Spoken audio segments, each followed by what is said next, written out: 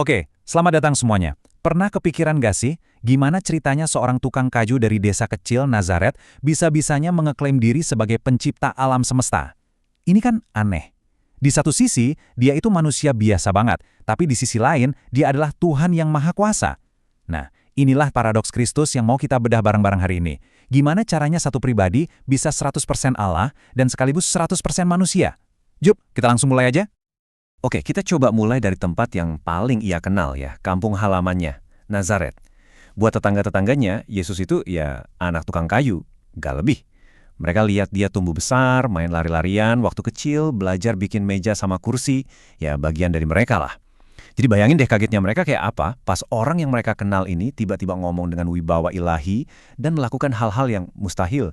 Mereka pasti bingung banget kan? Antara sosok manusia yang mereka lihat tiap hari sama klaim-klaim ilahi yang mereka dengar dari mulutnya sendiri. Nah, ini dia nih inti pertanyaannya. Gimana bisa seorang manusia biasa yang dikenal semua orang bikin klaim-klaim yang cuma bisa diucapkan sama Tuhan? Disinilah misterinya dimulai dan kita bakal coba urai satu persatu. Oke, supaya kita bisa paham paradoks ini, kita lihat dulu dari dua sisi yang berbeda ya.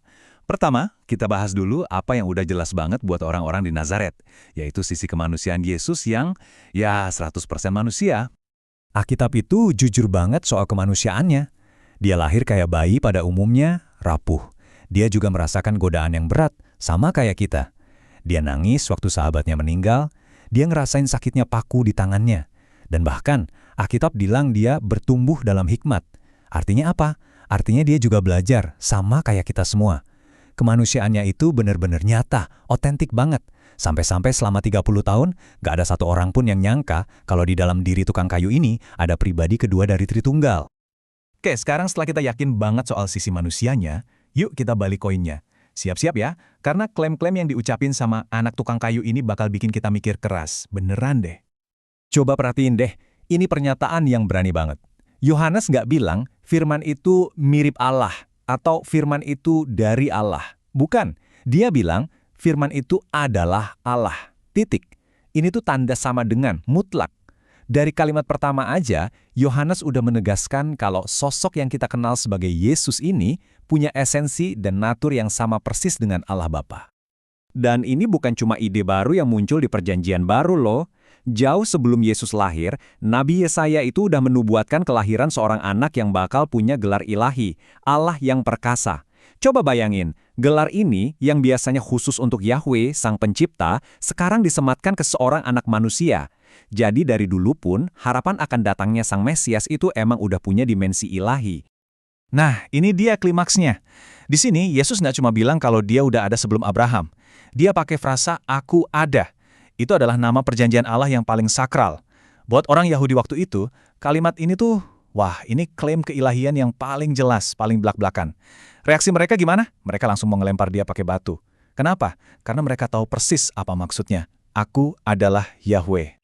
Jadi, kita punya dua set bukti yang kelihatannya saling tabrakan kan. Di satu sisi, dia 100% manusia. Di sisi lain, 100% Allah. Gimana caranya? Pikiran kita kayaknya susah nerima ini. Nah, jawabannya ada di salah satu doktrin Kristen yang paling fundamental. Jawabannya adalah inkarnasi.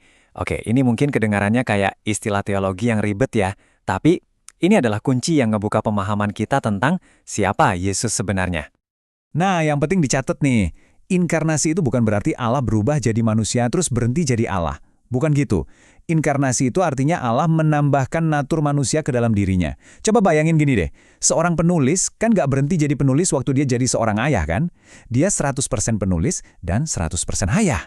Nah, kayak gitu juga, Yesus gak mengurangi keilahiannya sedikit pun, dia justru menambahkan kemanusiaan yang sempurna ke dalam pribadinya yang ilahi.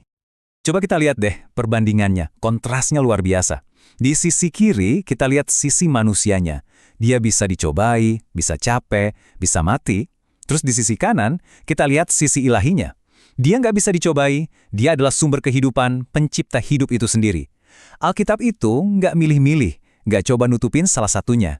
Dua-duanya ini adalah kebenaran tentang satu pribadi yang sama, Yesus Kristus. Dan keduanya bekerja barengan tanpa ada kontradiksi. Para pemikir gereja zaman dulu tuh benar-benar bergumul keras sama konsep ini. Akhirnya, mereka merumuskan sesuatu yang disebut definisi Chalcedon. Intinya sih buat menjaga misteri ini. Mereka bilang, dua natur ini, ilahi dan manusia, bersatu tanpa kebingungan. Maksudnya, sisi manusianya nggak jadi ilahi, dan sisi ilahinya nggak jadi manusia. Dan juga tanpa pemisahan. Artinya, dua natur ini nggak bisa dipisah-pisahin, selamanya terikat dalam satu pribadi, yaitu Yesus. Oke, mungkin ini semua kedengarannya teori banget ya. Terus pertanyaannya, so what gitu kan? Kenapa ini penting? Kenapa sih Allah harus jadi manusia? Nah, jawabannya ada di misi penyelamatannya. Identitasnya yang unik ini adalah satu-satunya cara buat menyelesaikan misi yang sebetulnya mustahil. Coba pikirin deh, dilema ilahi ini. Di satu sisi, kasih Allah yang luar biasa itu mau banget nyelamatin kita. Tapi di sisi lain, keadilannya yang sempurna menuntut setiap dosa harus dihukum. Nah loh, gimana caranya Allah bisa tetap adil dengan menghukum dosa, sekaligus tetap pengasih dengan menyelamatkan pendosa? Disinilah solusinya yang jenius dan radikal itu muncul. Nah, ini alasannya kenapa dia harus jadi Allah manusia. Gini, sebagai manusia, dia bisa jadi wakil kita yang sempurna. Dia menjalani hidup yang taat, hidup yang seharusnya kita jalani. Ini disebut ketaatan aktif. Dan dia mati sebagai pengganti kita, buat nanggung hukuman yang seharusnya kita terima. Ini ketaatan pasif. Tapi, sebagai Allah, pengorbanannya itu punya nilai yang tak terhingga, cukup buat menutupi dosa semua orang yang percaya padanya. Manusia biasa? Nggak akan bisa. Malaikat juga nggak bisa. Cuma Allah manusia yang bisa jadi jembatan antara Allah yang Maha Kudus dan kita, manusia yang berdosa. Tapi, ceritanya nggak berhenti di kayu salib. Kalau berhenti di situ, ya ini cuma jadi tragedi. Terus gimana kita bisa tahu kalau pengorbanannya itu diterima?